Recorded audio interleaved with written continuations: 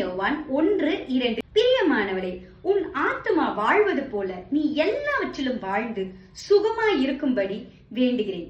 ஆமாங்க, இன்றைக்கு கர்த்தராகிய இயேசு கிறிஸ்து உங்களை எப்படி பார்க்கிறாரு தெரியுமா? பிரியமானவளே, சகல நன்மைகளும் சகல ஆசீர்வாதங்களும் சம்பூர்ணமாய் உங்க வாழ்க்கையில நிறைவா இருக்குங்க. நீங்க நோய் இல்லாம ஒரு நல்ல வாழ்க்கையை நீங்க வாழ்வீர்கள். உங்க பிள்ளைகளின் பிள்ளைகளுக்கு ஆசீர்வாதங்களை சேர்ப்பீர்கள். நீங்கள் பூமியில் இருக்கும் நாளெல்லாம் உங்களை ஒருவனும் எதிர்க்க முடியாது.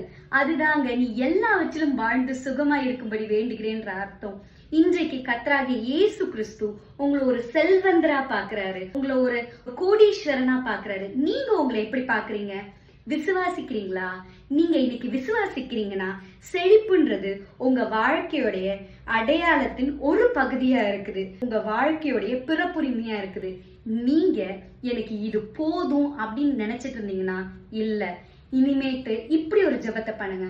ஆண்டவரே, நான் ஏழைகளுக்கு கொடுப்பேன், உதவின்னு கேட்கிறவர்களுக்கு நான் கொடுப்பேன் அப்படின்னு சொல்லி பாருங்க.